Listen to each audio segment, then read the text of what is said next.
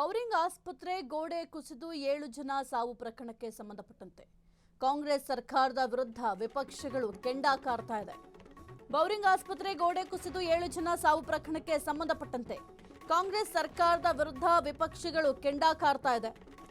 ಇದು ಸರ್ಕಾರದ ವೈಫಲ್ಯ ಅಂತ ಆರ್ ಅಶೋಕ್ ಅವರು ಗುಡುಗಿದ್ದಾರೆ.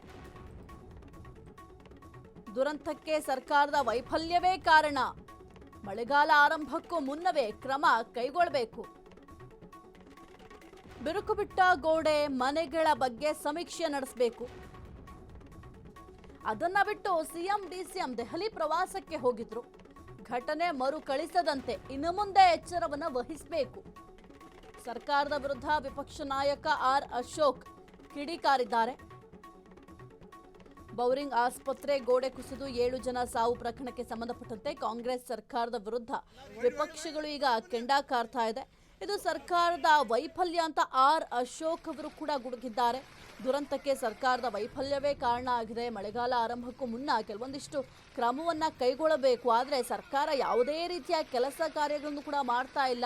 ಜೊತೆಗೆ ಮಳೆಗಾಲ ಆರಂಭಕ್ಕೂ ಮುನ್ನ ಏನು ಕ್ರಮವನ್ನು ತೆಗೆದುಕೊಂಡಿದೆ ಅಂತ ಕೂಡ ಪ್ರಶ್ನೆಯನ್ನ ಮಾಡಿದ್ದಾರೆ. ಇನ್ನು ಬಿರುಕು ಬಿಟ್ಟ ಗೋಡೆಗಳಾಗಿರ್ಬೋದು, ಮನೆಗಳಾಗಿರ್ಬೋದು, ಇದೆಲ್ಲದರ ಬಗ್ಗೆಯೂ ಕೂಡ ಸಮೀಕ್ಷೆ ಮಾಡಬೇಕಾಗುತ್ತೆ. ಅದನ್ನ ಬಿಟ್ಟು ಸಿಎಂ ಮತ್ತೆ ಡಿಸಿಎಂ ಇಬ್ಬರೂ ಕೂಡ ದೆಹಲಿ ಪ್ರವಾಸಕ್ಕೆ ಹೋಗಿದ್ರು. ಇನ್ನು ಘಟನೆ ಮರುಕಳಿಸದಂತೆ ಇನ್ನು ಮುಂದಾದ್ರೂ ಎಚ್ಚರವನ್ನು ವಹಿಸಬೇಕಾಗುತ್ತೆ ಅಂತ ಸದ್ಯಕ್ಕೆ ಸರ್ಕಾರದ ವಿರುದ್ಧ ವಿಪಕ್ಷ ನಾಯಕ ಆರ್ ಅಶೋಕ್ ಅವರು ಕಿಡಿಕಾರಿದ್ದಾರೆ.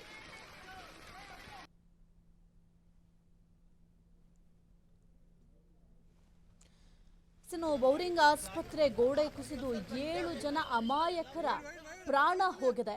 ಹಾಗಾಗಿ ಈ ಒಂದು ವಿಚಾರಕ್ಕೆ ಸಂಬಂಧಪಟ್ಟಂತೆ ವಿಪಕ್ಷಗಳು ಕೂಡ ಆಕ್ರೋಶವನ್ನ ವ್ಯಕ್ತಪಡಿಸ್ತಾ ಇದೆ. ಆ ಒಂದು 7 ಜನರ ಸಾವಿನ ಹೊಣೆಯನ್ನು ಯಾರು ಕೊಡ್ತೀರಾ? ಮುಖ್ಯವಾಗಿ ಸಮೀಕ್ಷೆ ಮಾಡಬೇಕಾಗುತ್ತೆ. ಇನ್ನೂ ಕೂಡ ಅಷ್ಟರ ಮಟ್ಟಿಗೆ ಒಂದು ಮಳೆಗಾಲ ಪ್ರಾರಂಭ ಆಗಿಲ್ಲ ಅಂದ್ರೂ ಕೂಡ ಈ ಒಂದು ಮಳೆಗಾಲ ಆಗಿರ್ಬೋದು ಅಥವಾ ಬೇಸಿಗೆ ಕಾಲ ಆಗಿರ್ಬೋದು ಅಥವಾ ಚಳಿಗಾಲ ಆಗಿರ್ಬೋದು, ಯಾವುದೇ ಒಂದು ಸಂದರ್ಭದಲ್ಲೂ ಕೂಡ ಸರ್ಕಾರ ಕೆಲವೊಂದಿಷ್ಟು ಕಟ್ಟುನಿಟ್ಟಿನ ಕ್ರಮವನ್ನು ಜರುಗಿಸಬೇಕಾಗುತ್ತೆ. ಜೊತೆಗೆ ಮುಂಜಾಗ್ರತಾ ಕ್ರಮವನ್ನು ವಹಿಸಬೇಕಾಗುತ್ತೆ. ಆದರೆ ಸರ್ಕಾರದ ದಿವ್ಯ ನಿರ್ಲಕ್ಷ್ಯ ಇಲ್ಲಿ ಕಾಣಿಸ್ತಾ ಇದೆ. ಅಧಿಕಾರಿಗಳ ದಿವ್ಯ ನಿರ್ಲಕ್ಷ್ಯ ಇಲ್ಲಿ ಕಾಣಿಸ್ತಾ ಇದೆ. ಎಷ್ಟರ ಮಟ್ಟಿಗೆ ಸಮೀಕ್ಷೆ ಮಾಡಿದ್ದೀರಾ?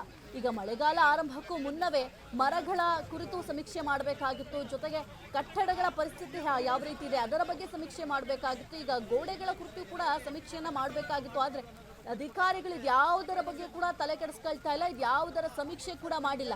ನೀವು ಮಾಡಿದಂತಹ ಎಡವಟ್ಟಿಗೆ ಈಗ 7 ಜನ ಅಮಾಯಕರ ಪ್ರಾಣ ಹೋಗಿದೆ. ಈ ಒಂದು ಹೊಣೆಯನ್ನ ಜಿಬಿಯ ಅಧಿಕಾರಿಗಳು ಹೊರ್ತೀರಾ ಅಥವಾ ಸರ್ಕಾರ ಹೊರುತ್ತಾ?